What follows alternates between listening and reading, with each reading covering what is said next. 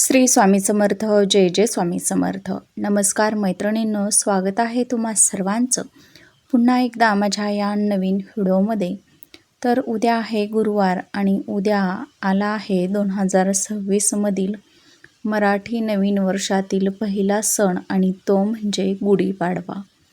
तर गुढीपाडव्याच्या तुम्हा सर्वांना खूप खूप शुभेच्छा.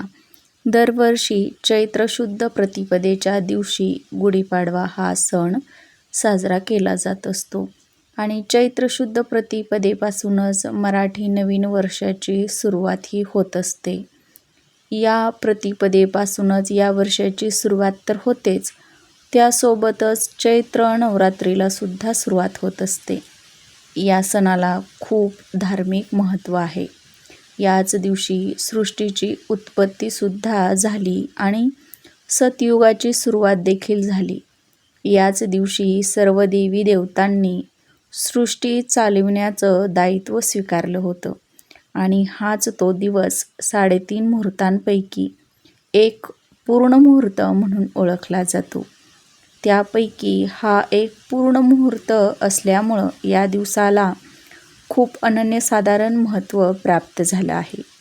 या दिवशी सोने चांदी खरेदी करणं खूप शुभ मानलं जातं आणि अशा या शुभ मुहूर्तावर जर आपण काही सेवा केल्या, उपाय केले, तर त्याचं शुभ फळ हे आपल्याला कितीतरी अधिक पटींनी प्राप्त होत असतं, अशी धार्मिक मान्यता आहे. आणि म्हणूनच आपण या दिवशी हा एक उपाय आवर्जून करायचा आहे. म्हणजे उद्या गुढीपाडव्याच्या दिवशी आपल्याला हा एक उपाय आवर्जून करायचा आहे. आपण उद्या गुढीपाडव्याच्या दिवशी काहीच नाही केलं तरीही चालेल, पण घरात या ठिकाणी ठेवा मूठभर धणे. यामुळे आपली आर्थिक प्रगती तर होईलच, पण प्रत्येक इच्छा मनोकामना देखील पूर्ण होईल. लक्ष्मी वर्षभर आपल्या घरात अखंड वास करेल. घरात पैसाच पैसा येत राहील. तर त्यासाठी आपण हा उपाय कसा करायचा, या धण्याचं आपण काय करायचं आहे, ते धणे कुठे ठेवायचे आहेत, याचीच सगळी माहिती आपण आजच्या या व्हिडिओच्या माध्यमातून पाहणार आहोत.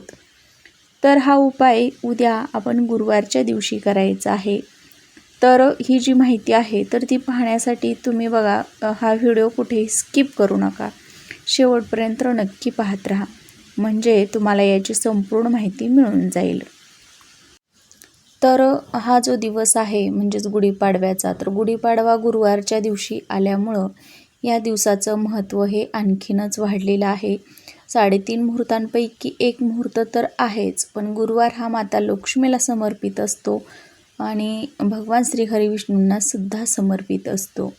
आणि या 3.5 मुहूर्तांपैकीच हा एक दिवस असल्यामुळं या दिवसाचं तर महत्त्व आहेच.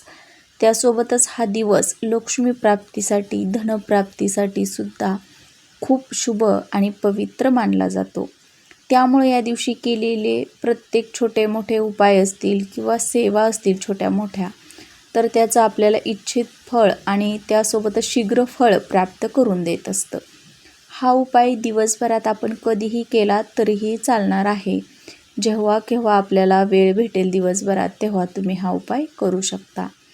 आपली घराची प्रगती होत नसेल, व्यवसाय असेल, उद्योग असेल, व्यवस्थित चालत नसेल, सारख्या आर्थिक अडचणी आपल्यावरती येत असतील, कितीही काबाड कष्ट करा, मेहनत करा, तरी पण म्हणावी अशी आपली प्रगतीच होत नसेल, आपल्याला आपली प्रगती कुठेतरी खुंटल्यासारखी वाटत आहे, आपल्या मुलांना कोणत्याच कामात यश मिळत नाही, पतीची नोकरीमध्ये प्रगती होत नाही, आपल्यावरती खूप कर्ज झालं आहे, आपण जिथे बघा रुपया कमवतो तर त्या ठिकाणी आपल्याला 2 रुपये खर्च करण्याची वेळ येते. तर अशा वेळी आपण हा एक उपाय उद्या दिवसभरात कधीही करायचा आहे. तर त्यासाठी आपल्याला थोडेसे मूठभर धणे जे आहेत तर ते लागणार आहेत. आता बघा, धणे जे आहेत तर ते एक प्रकारचं धनं मानलं जातं आपल्या घरातील आणि असे हे धणे जे आहेत तर ते नवीन आपल्याला खरेदी करून आणायचे आहेत. अगदी 5 ते 10 रुपयाचे जरी खरेदी करून आणले तरीही चालतील. आता बघा, या दिवशी सोने चांदी खरेदी करणं खूप शुभ मानलं जातं. पण आता सध्याच्या या महागाईच्या काळामध्ये सोन्याचे भाव जे आहेत तर ते अगदी गगनाला भिडलेले आहेत. आणि अशा परिस्थितीमध्ये बघा, प्रत्येकच व्यक्तीला सोनं किंवा चांदी खरेदी करणं शक्य होत नाही. अशा वेळी जर आपण मूठभर धने जरी खरेदी करून आणले तरी त्याचं जे फळ आहे तर ते आपल्याला नक्कीच प्राप्त होत असतं.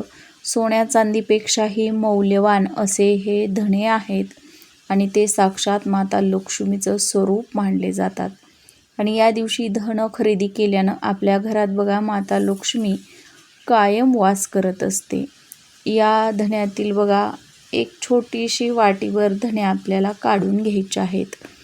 आता हा उपाय करण्यासाठी आपल्याला धने लागणार आहेत. तर एका छोट्या वाटीमध्ये आपल्याला धने काढून घ्यायचे आहेत. आपली गुढी उभारायची आहे, उंबरठ्याचं पूजन करायचं आहे.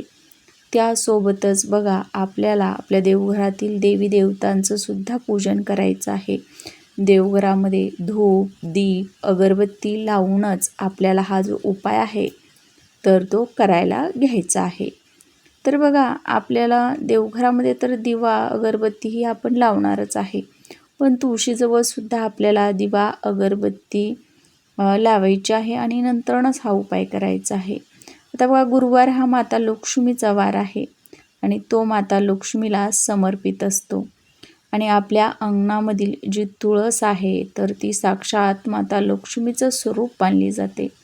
साक्षात माता लक्ष्मीचं वास जो आहे तर तो या तुळशीमध्ये असतो असं मानलं जातं. म्हणून तिथंसुद्धा आपल्याला दिवा लावायचा आहे. आता हे सर्व करून झाल्यानंतर बघा, आपल्या घरातील कर्त्या स्त्रीनं किंवा कर्त्या पुरुषांनी हा जो उपाय आहे तर तो करायचा आहे. आता बघा, आपल्याला देवघरासमोर बसायचं आहे. त्या वाटीतील थोडेसे धणे जे आहेत तर ते माता लक्ष्मीसमोर ठेवायचे आहेत. आता माता लक्ष्मीचं सुद्धा आपल्याला पूजन करायचं आहे. हळदी कुंकू अक्षदा व्हायच्या आहेत. एक लाल रंगाचं फूल व्हायचं आहे आणि धण्याची देखील आपल्याला हळदी कुंकू अक्षदा वाहून पूजा करायची आहे. आता बघा, माता लक्ष्मीची आणि या धण्यांची वाटीमधील पूजा करून झाल्यानंतर बघा, आपल्याला तिथेच आसन घेऊन बसायचं आहे आणि 3 वेळेस महालक्ष्मी अष्टकमचं पठण करायचं आहे. एक वेळा माता लक्ष्मीचा जो बीजमंत्र आहे त्याचं पठण करायचं आहे आणि माता लक्ष्मीचं आणि भगवान श्रीहरी विष्णूंचं मनोमन नामस्मरण करायचं आहे. तुमची जी पण इच्छा आहे तर ती व्यक्त करायची आहे. तुमची मनोकामना असेल, तुमची जी पण अडचण असेल तर ती दूर करण्यासाठी आपल्याला प्रार्थना करायची आहे. आणि त्यानंतर बघा, घरातील स्त्रीला किंवा पुरुषाला एका पाटावरती बसवायचं आहे. जो आपला घरातील कर्ता पुरुष आहे तर त्याला आपल्या पाटावरती बसवायचं आहे. किंवा एखादी स्त्री कमवती असेल तर त्या स्त्रीसाठी सुद्धा तुम्ही हा उपाय करू शकता. आणि त्या वाटीमधील बघा, थोडेसे जे धणे आहेत तर ते आपल्याला उजव्या हातामध्ये घ्यायचे आहेत आणि आपल्या पतीवरून किंवा पत्नीवरून 3 वेळेस ओवाळून एका दुसऱ्या वाटीमध्ये काढून ठेवायचे आहेत.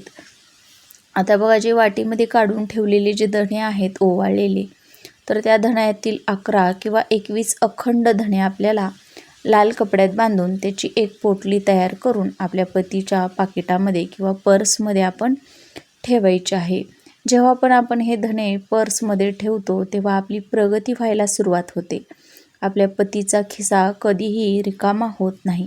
दिवसेंदिवस उत्तरोत्तर त्यांची प्रगती होत असते.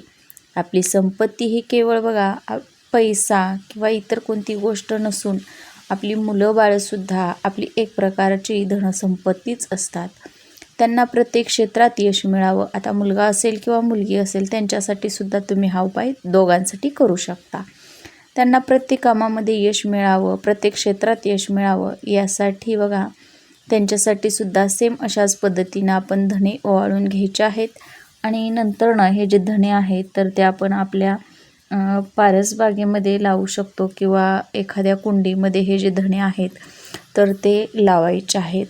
जेव्हा बघा, हे जे धणे आहेत तर ते उगवून येतील आणि जसे जसे हे धणे उगवलेले जे आहेत तर ते मोठे होत जातील तसतशी आपल्या मुलांची उत्तरोत्तर प्रगती होत राहील. असा हा एक उपाय आपल्या घरातील मुलांसाठी, आपल्या घरातील दारिद्र्य, इडापिडा संपून जावी यासाठी प्रत्येकानं आवर्जून उद्या गुढीपाडव्याच्या दिवशी करायचा आहे. व्हिडिओ आवडल्यास लाईक करा, शेअर करा आणि चॅनलवर नवीन आला असाल तर प्लीज चॅनलला सबस्क्राईब करा.